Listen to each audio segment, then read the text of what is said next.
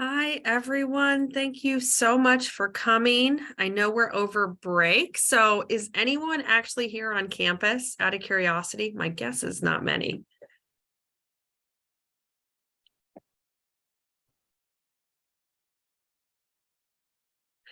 Yes, so I am recording this so I can send it out afterwards. There also, I mentioned earlier, there are 24 people signed up. Probably not everyone's coming, but I'll likely send this out to people who aren't able to make it. Since I did actually remember. Oh, can you not hear me? Just a sec. Can you hear me? Yeah. Okay, good. Somebody said, is there audio? And I'm like, oh no, I had audio issues earlier. Um, so yes, thank you all for coming. 14, I'm good with that. We can get on our way. So my name is Cammie Ross, and I'm one of the study abroad advisors here in our office. I also am kind of like the scholarship point person, if you will. I read for quite a few national scholarships, and so I think about it a lot.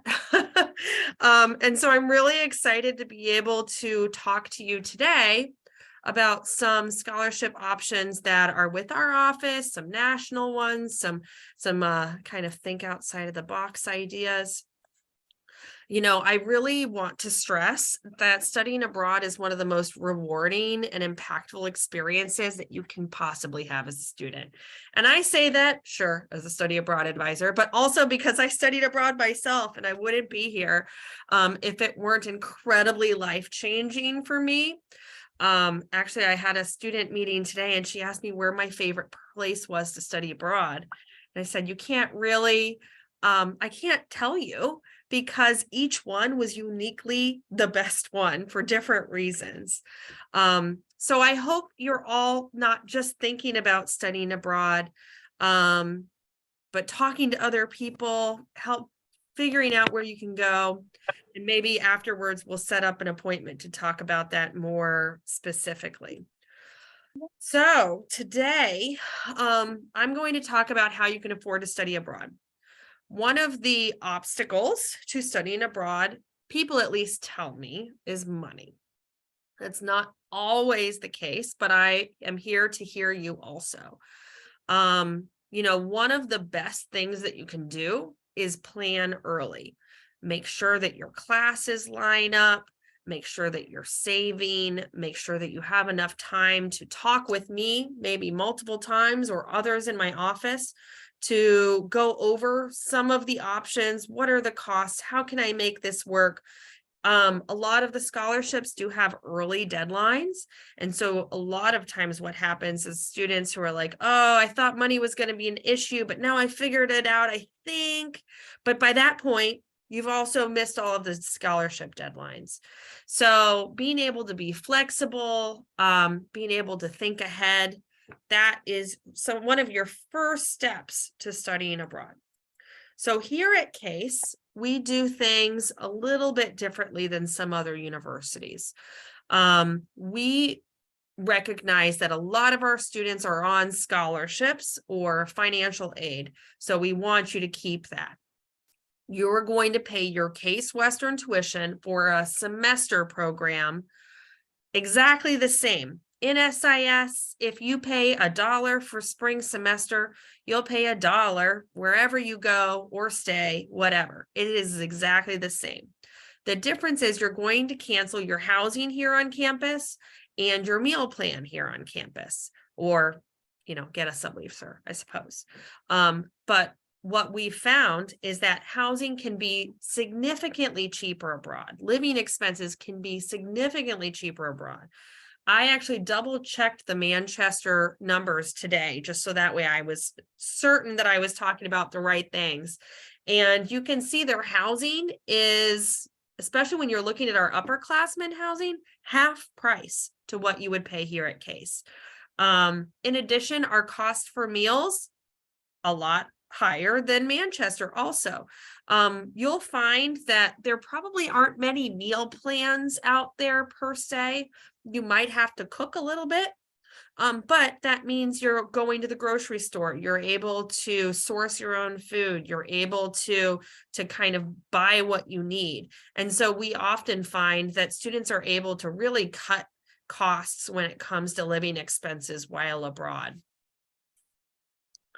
So that's not the only one though. Those are semester costs. For faculty-led costs, so these are spring break, winter break. These are the faculty-led programs where you're going abroad with a faculty member, with a Case Western class, you're registering in SIS. So generally, the SIS for spring semester and fall semester, that's not an additional cost for your tuition because it's part of your load.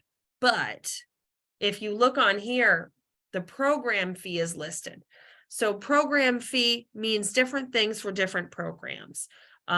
Typically, it means your housing, your transportation, your museum entry, that kind of thing.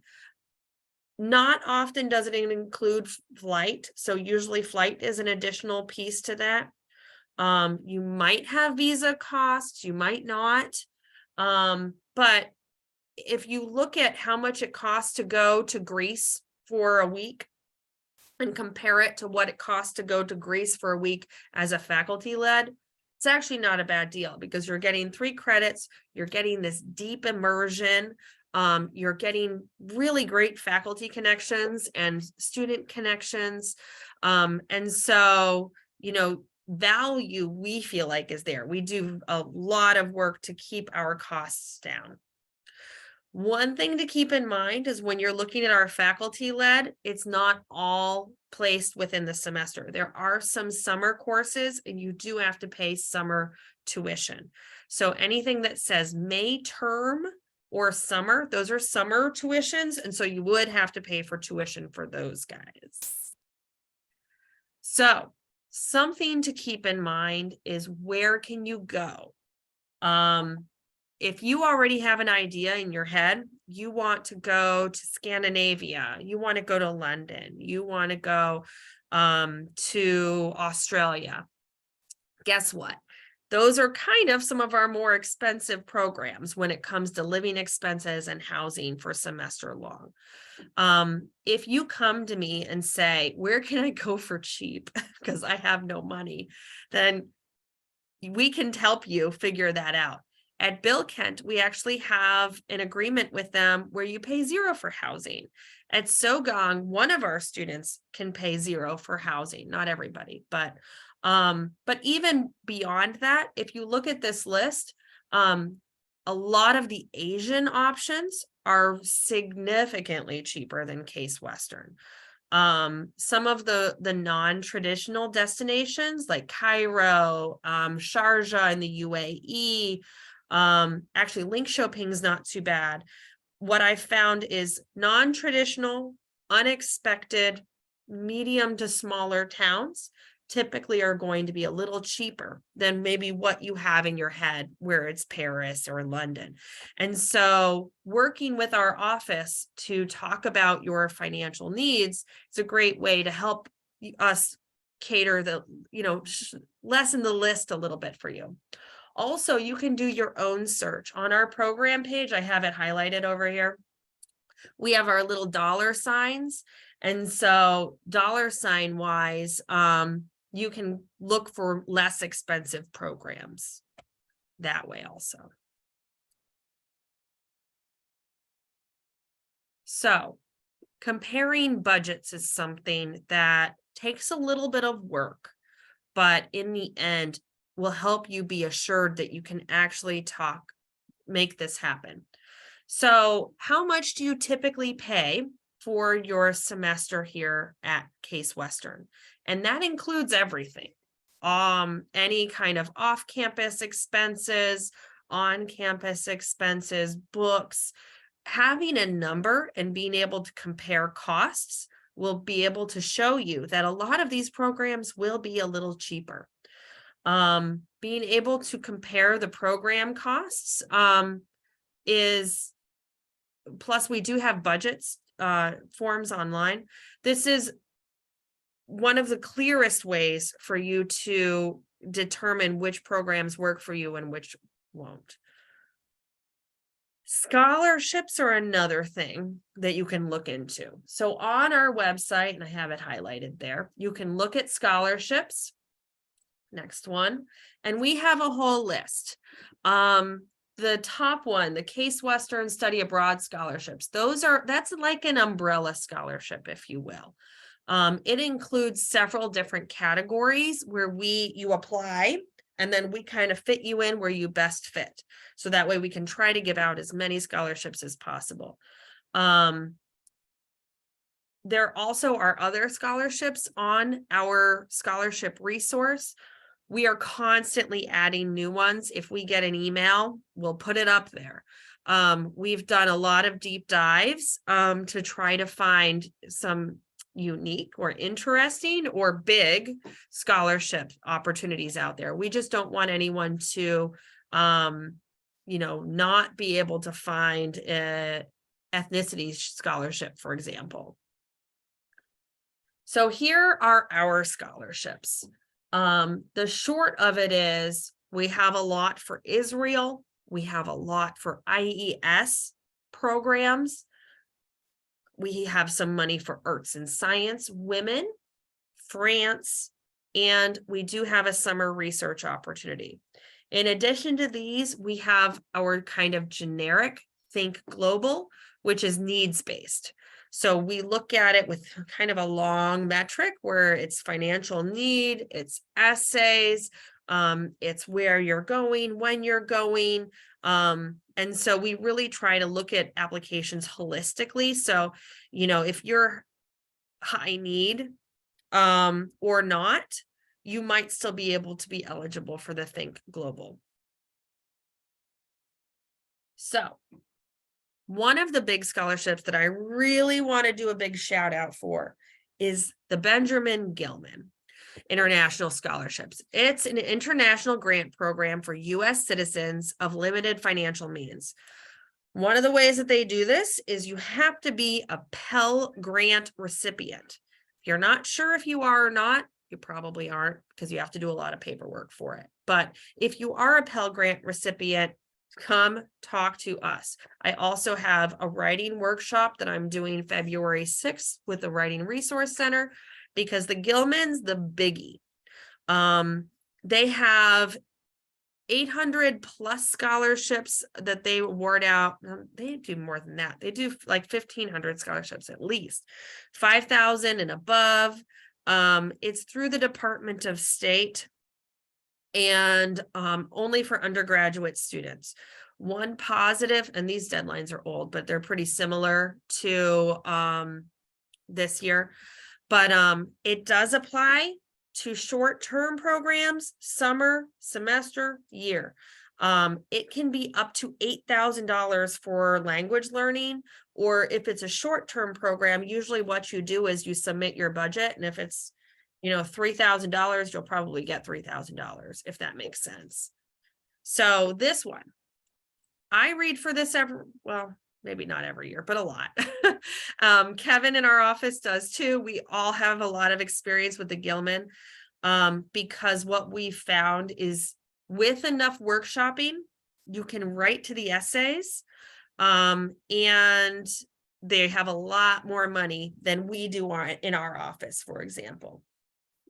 A lot of times Gilman is my make or break. If you are legit, I have $0, negative dollars, can't study abroad without massive amount of help, that's probably where the Gilman is going to come in.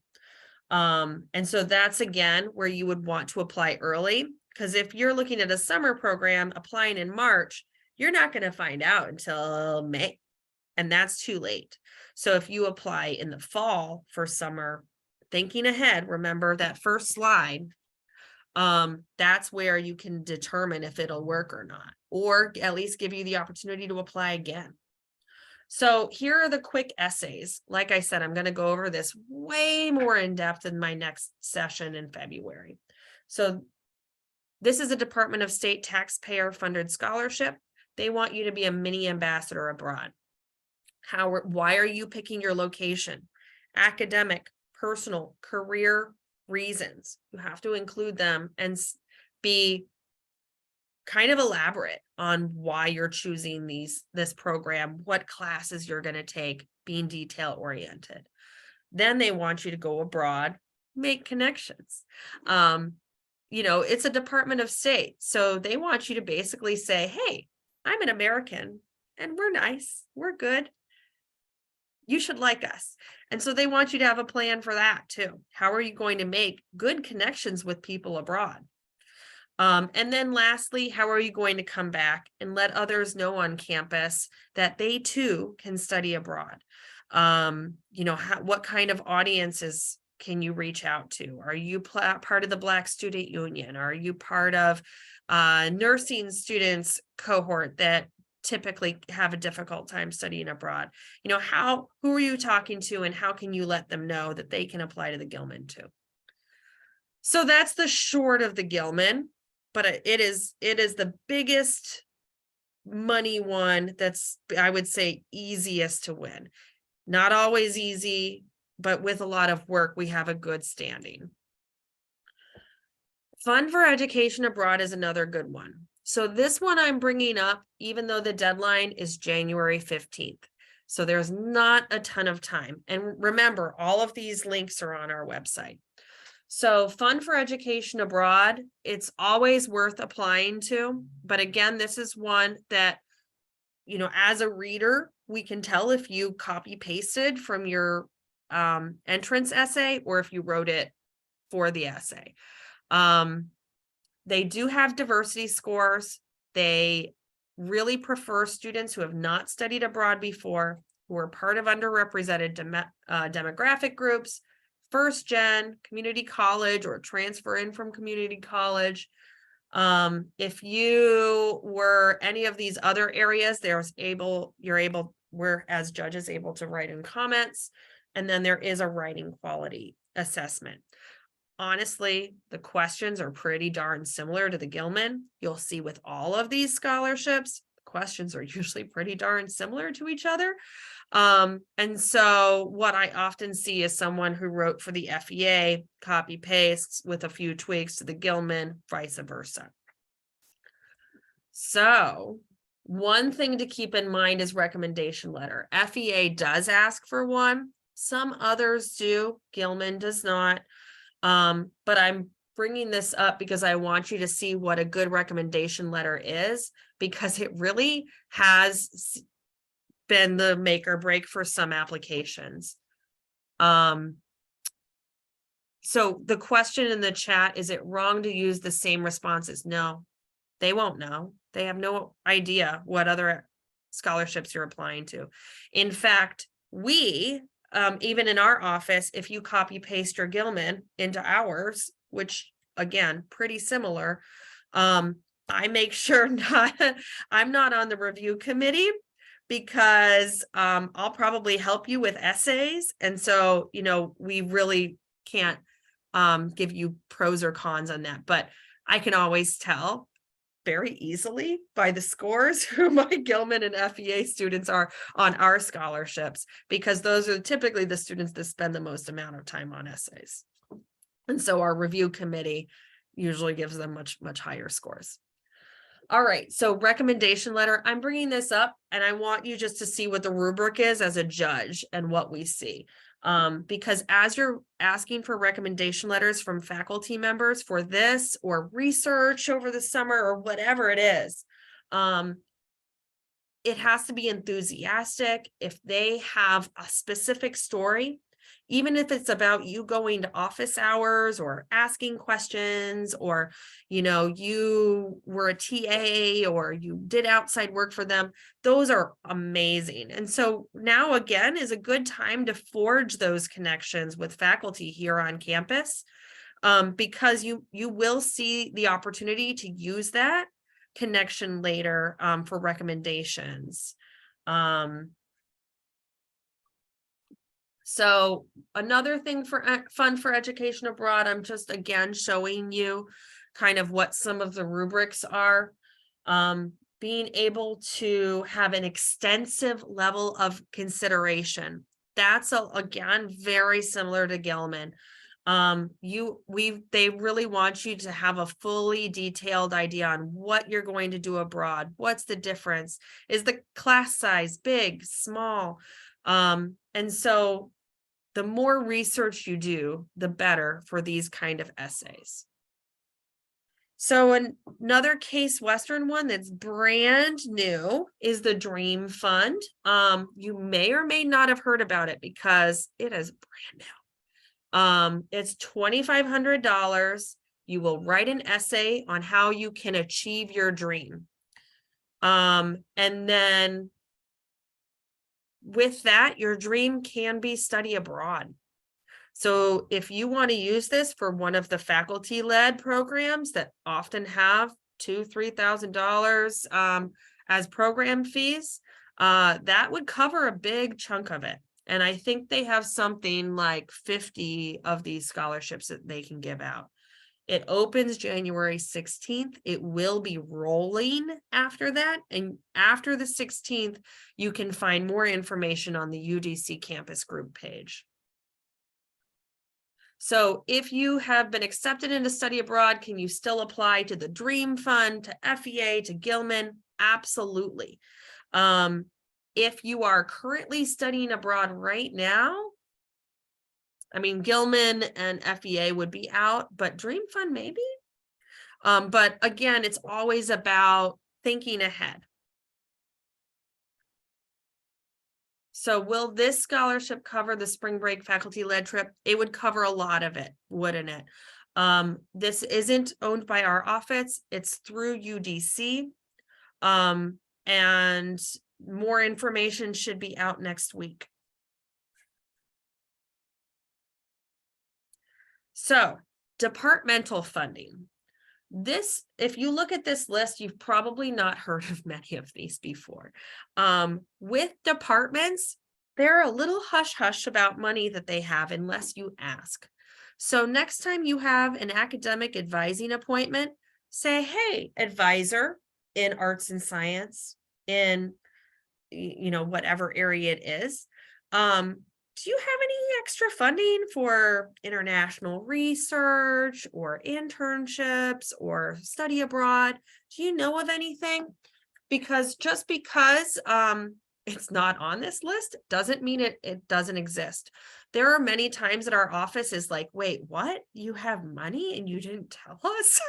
So you go ahead and ask, because your academic advisors, there are a lot of majors here on campus and they're all pulling from different funds, and they're not always super transparent with us about what they have, because sometimes they want to keep it within their academic advisees. So go ahead and ask. Some of the ones that I really want to point out on this list are the ROCKS, which is through arts and science. A lot of times that can be for research abroad, projects abroad. The RISE Soccer is through religion. Religious studies almost always has money if you're in that major or minor even. The GELS, if you are in the Global Ethical Leader Society, they have money for their GELS students. Baker Nord has quite a bit. There's the Ava Pancoast. Also on this list are some kind of quirky ones. The Wright License, if you see that on the bottom, that's arts and science. It's up to $25,000 and can definitely cover some postgraduate study abroad opportunities. Nobody ever knows about this, not even the arts and science department sometimes. And so, ask us, ask the department, understand what is out there, because it might just be something that can fit for you. Can you apply for post-grad stuff or only as an undergrad? It is all over the place. A lot of the on-campus money, they want you to be an undergrad, but often you can use it post-graduation. Projects for Peace, for example, is a program that I'm currently heading. That's up to $10,000 for a peace project over the summer. that can be anything. If you have a friend that's from Brazil and you teach jujitsu, maybe you go down there and you find kids to teach and, work with a local NGO, and it's like a thing. We can fund that for up to $10,000. We have typically one or two programs that we can fund for Projects for Peace in particular. Are there any for business students? So business typically doesn't have a lot, but every once in a while they do. So again, ask your academic advisor. It might be usually where I see business money is if a faculty member is doing a specific faculty led or, bringing a group of students over, typically they're able to get money for those. But just for general business, I haven't seen a lot. If you're going somewhere, do you have to stay in the country or can you go to other nearby countries as well? So with our study abroad programs, a lot of them include study abroad and travel.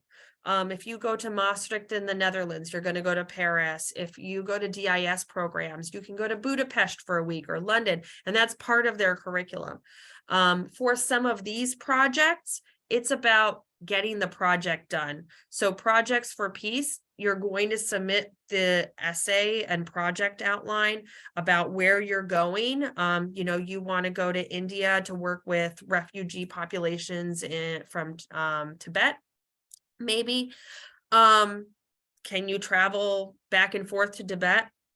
Probably. We do have, this gets into a little bit of a muddy area. We do want to make sure that you're going to safe locations. So we do have an international travel risk committee that sometimes has something to do with some of these because they are Case Western oriented.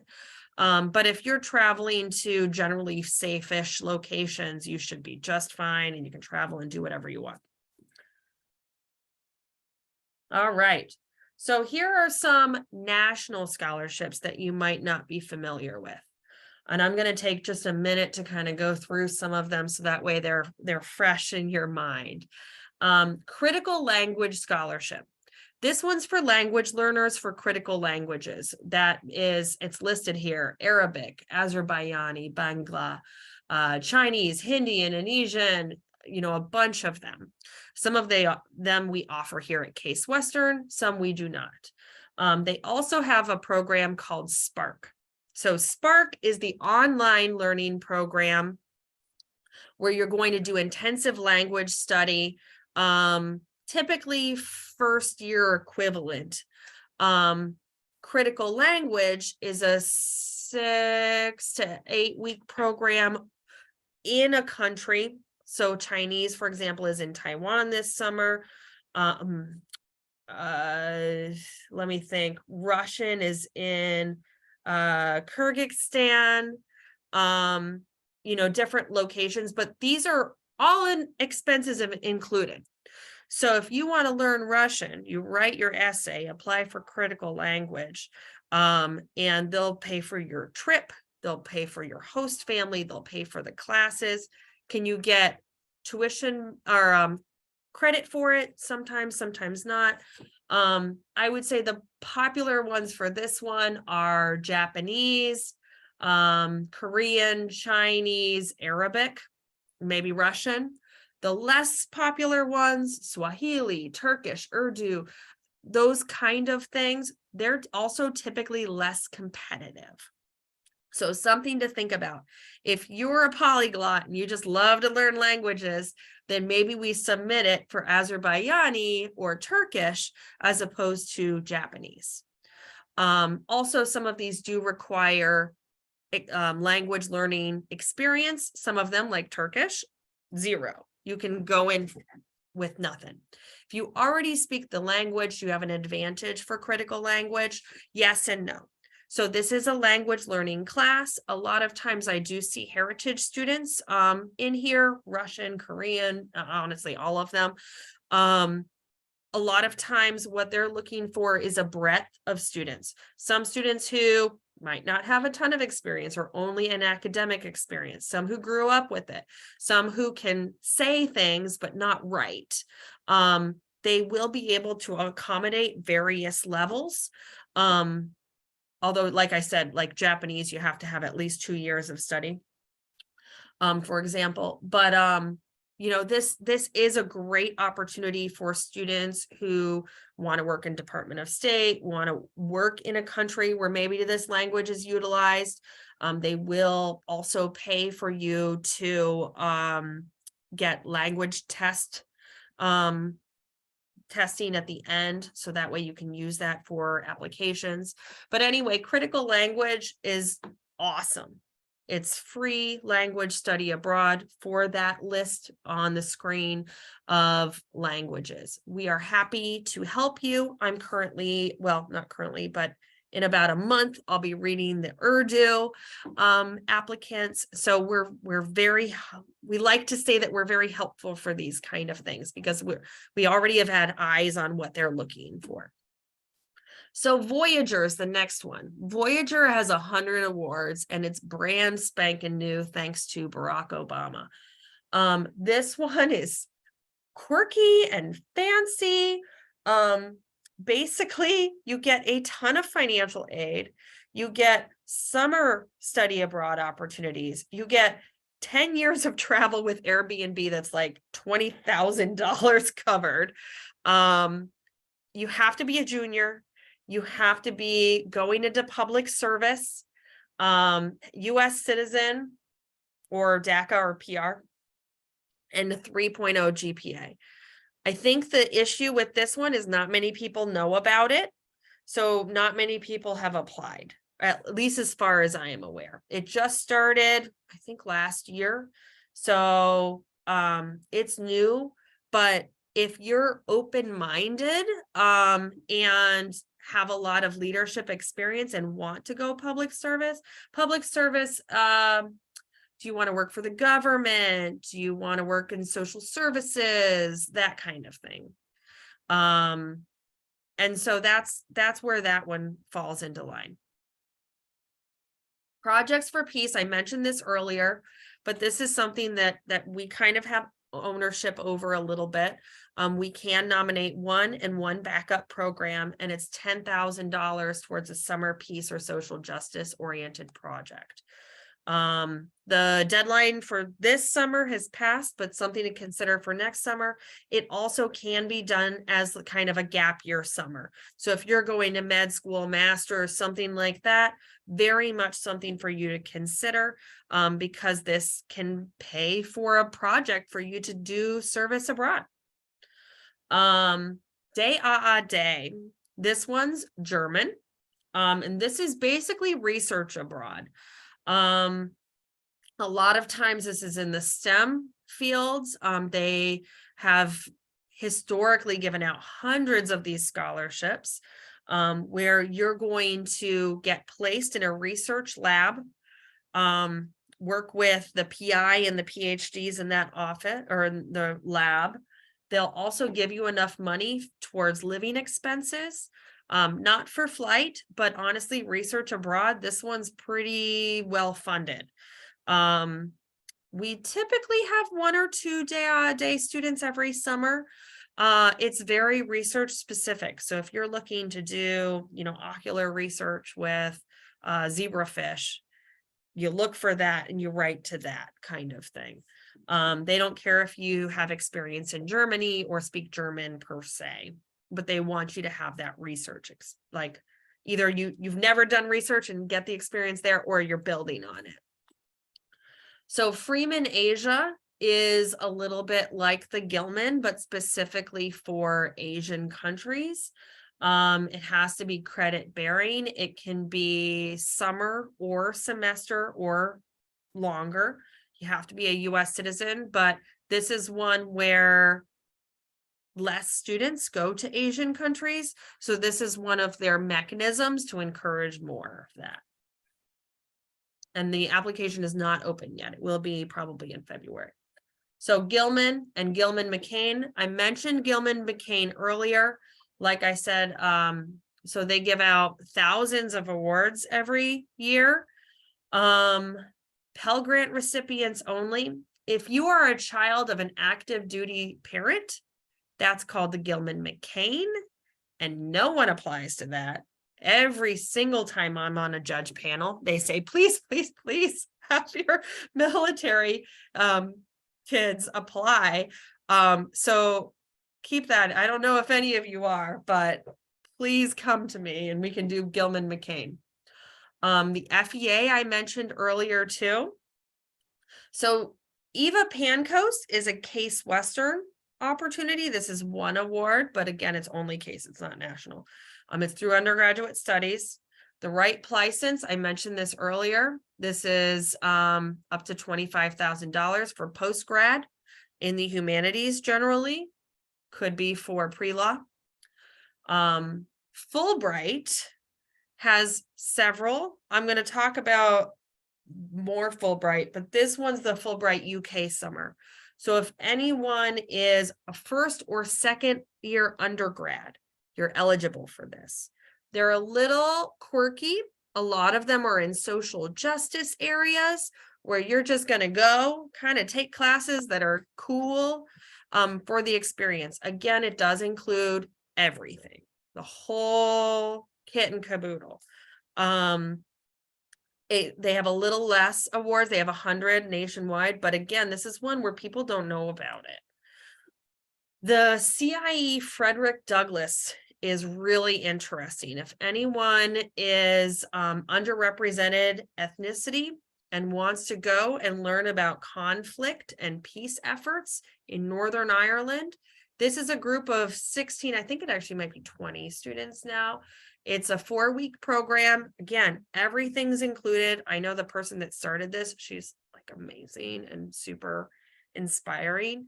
But you're going to go do social justice work, understand what they're doing abroad, be able to go abroad.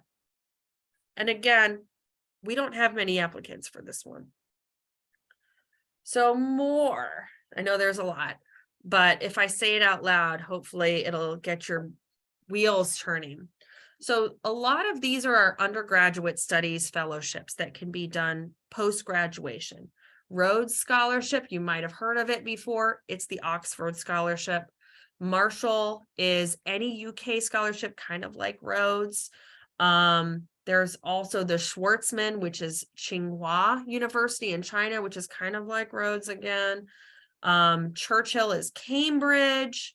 So those are the big kind of college specific ones that are to help you fund your studies there. Other big ones are the Fulbright. Fulbright you can do, there are 2 main areas that you would apply to as either an undergraduate or a graduate. One is you want to teach English abroad. If so, you can apply. There is visibility as to, how many people in Spain they hire or how many people in Kenya they're hiring. You'll apply to that specific location. I want to go to the Spain Fulbright. You won't 100% know where you're going to go. They're going to place you at a school, but they cover everything. It's a 1-year commitment. It's great for students who are looking for a gap year or want experience abroad. They do not expect you to have teaching experience, but you will probably have to spend some kind of teaching-ish thing that you do.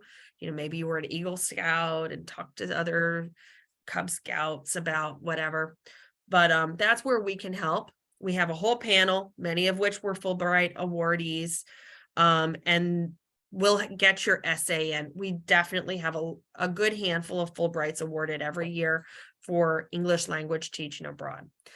In addition, if you don't want to do that, let's say you're a pre-med working in biostatistics and pollution, and you want to go to China or India or something like that. You can write a Fulbright for that. That one would be 6 months of study where you would have to have a partner abroad to work with as kind of a mentor. I recently was working with someone who was like, I do this kind of housing research, and I want to go to New Zealand because they're having this housing catastrophe. And so we tried to find faculty members at our partner institutions where I'm like, could anyone take this interested Fulbrighter? And then with them, we were able to write an essay, submit it. Info's not out yet, but fingers crossed for them. But again, with research, we typically get a good handful of students who are awarded every year. It can be within a master's degree program. It can be as a kind of a gap year program. It can be part of your PhD. Boren is another big one. This is again intensive language study as part of a regular study abroad program. Luce is about kind of mini internships in Asia. And ASF, for anyone who does research, these can be, you know, US or international. There are some that are especially in Nordic areas. So that was a lot. You're probably tired of me talking already. But thinking back to regular study abroad, what are some other options where you can get creative? Crowdfunding is one. I was actually just looking prior to this at crowdfunding websites. There's lots of study abroad students, you know, help me fund my studies in biology in Costa Rica. And a lot of them have been funded, or at least you're getting some money towards it. Yes, it's hard to ask friends and family for money, but this will help you articulate the benefits of it.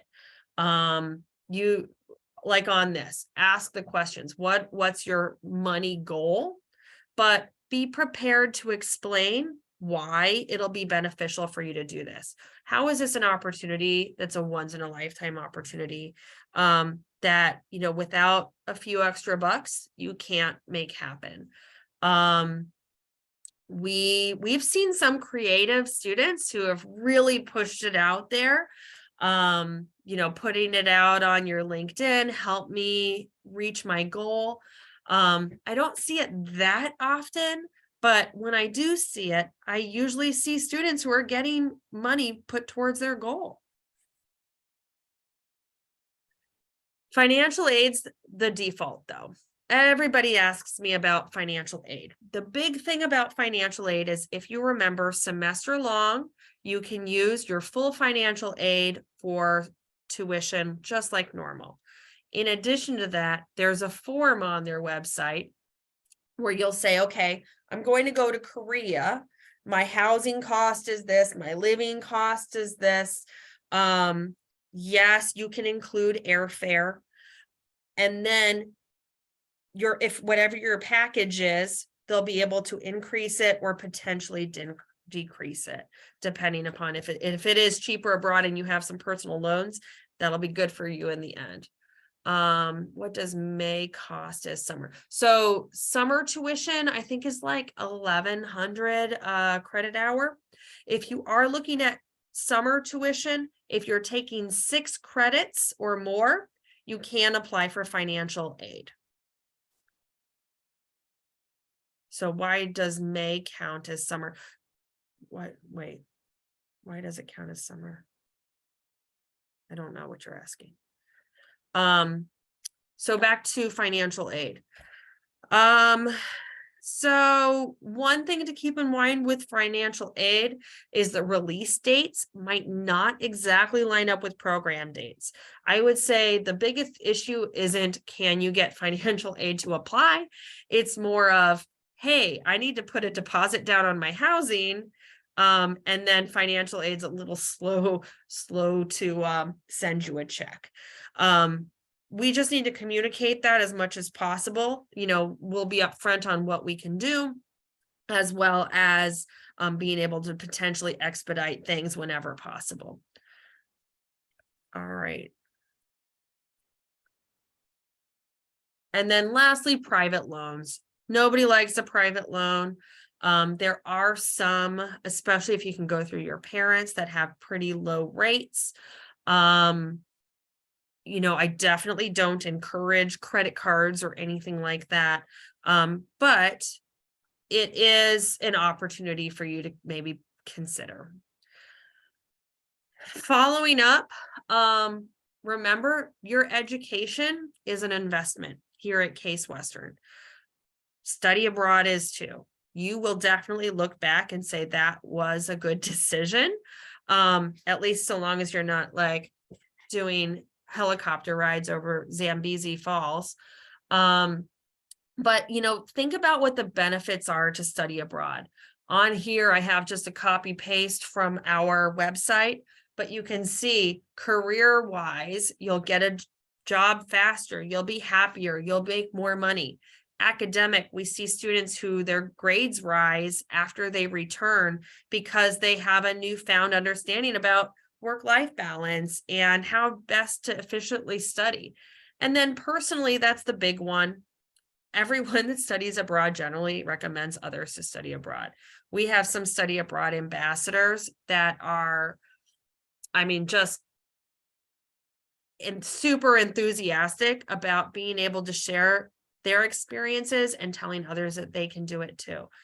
You know, a lot of times we'll see a lot of soft skills being improved upon from abroad.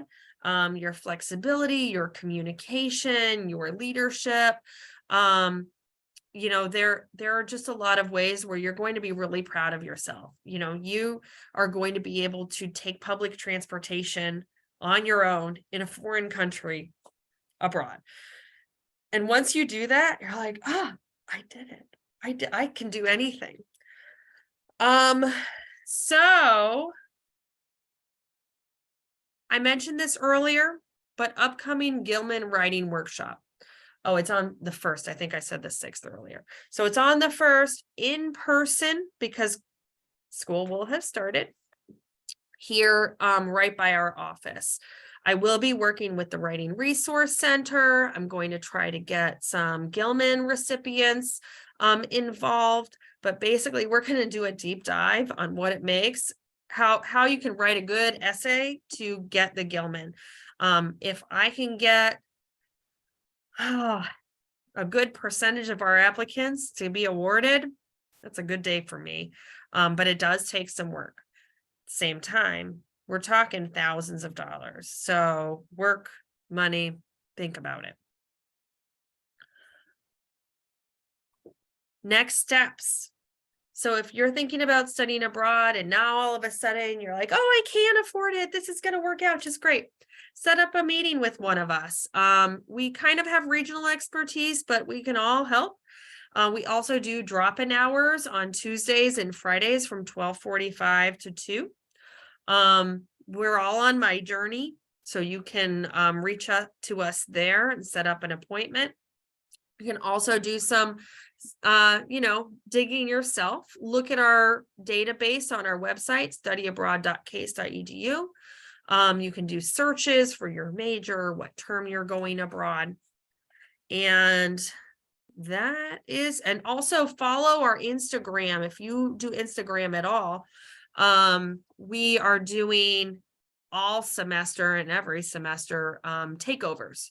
So right now, oh, who is doing it? But you can see, you know, students' experiences, what basilicas they're going to, and what their food looks like. It's really inspiring and exciting. Okay, so now Q&A time, and there are some that are in the chats. So I will try to get to those first. So in terms of faculty led, if you're looking at spring break, spring, May abroad, those are spring semester. Winter break is fall semester, May term, and summer are summer semester.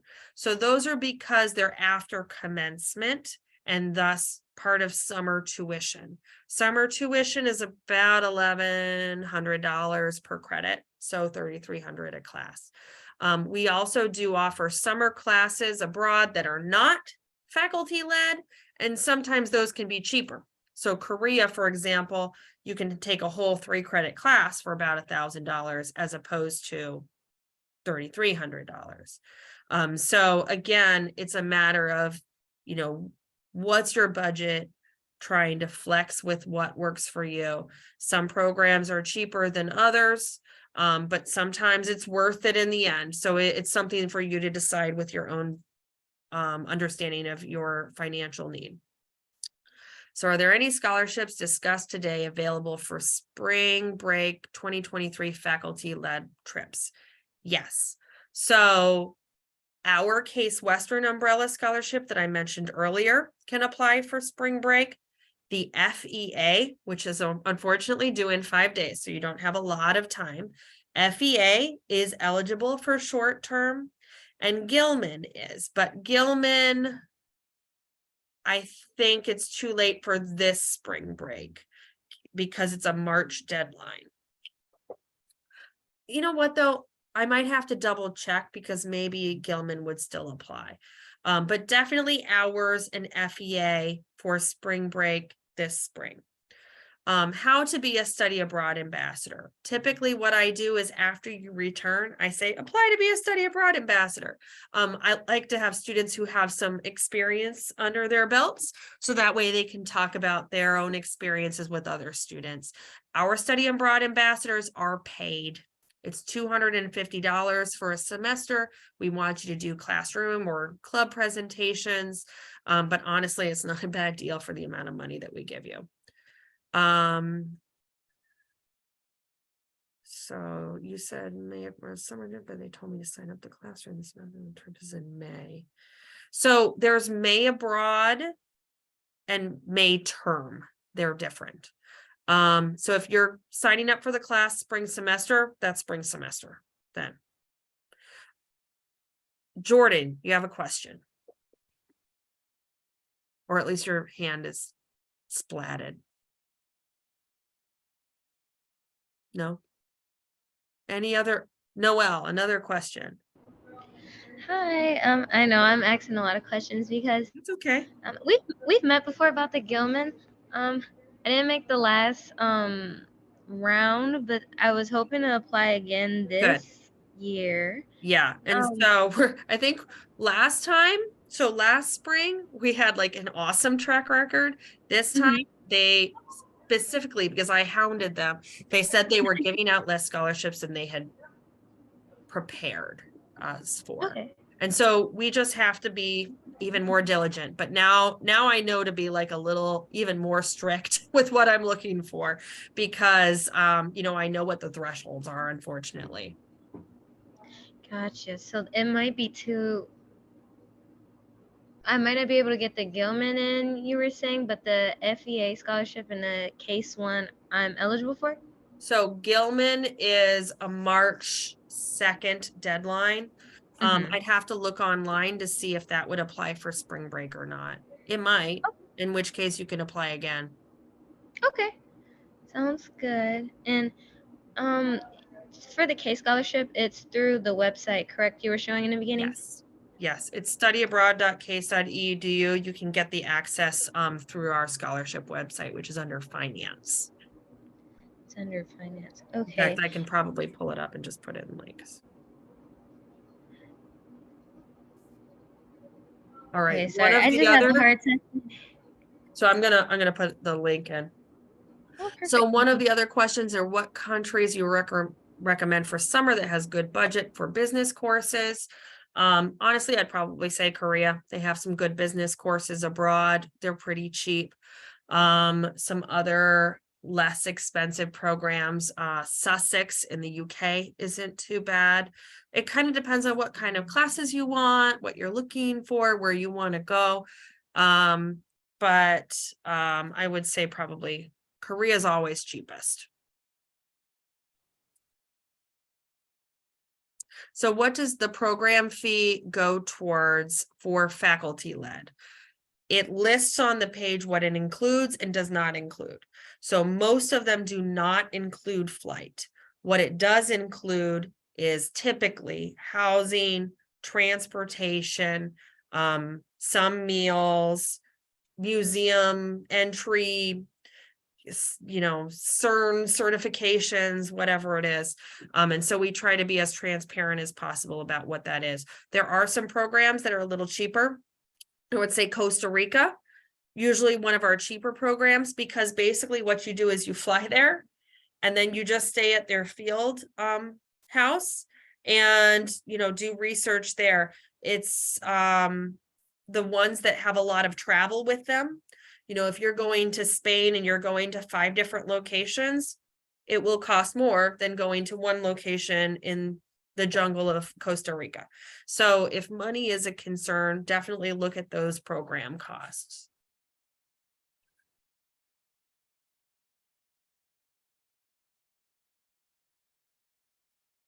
So that is our scholarship website. And here is the link to our umbrella scholarship. Are there any other countries or questions? No? So again, I'm happy to talk to you one-on-one. Maybe we can talk about what kind of classes you need, where you want to go. I can try to rack my brain about how we can make it happen. I definitely have students who come to me and say, I don't think I can afford to study abroad. What can we do? And that might be where I say, let's look at some of these kind of quirky grants that are here on campus, or let's look at some of these scholarship opportunities that people don't think about very often. Picking our brains is a great way to really make sure that you're maximizing what you need. Some of them do take some work, like Gilman. I'm not gonna lie, poor Noel. And a lot of people, once you write it, you're like, that was a lot of work. But in the end, if you can get $5,000, that's pretty good. All right, so hopefully I'll see many of you on my journey through one-on-one advising appointments. Like I said, money, we try to minimize money as an obstacle as much as possible. So if you have other obstacles, come talk to us. We're here to help. But hopefully we addressed some ideas and gave you some things to think about on the money side, at least today. Okay. Thank you. Have a good day. Thank you. Bye.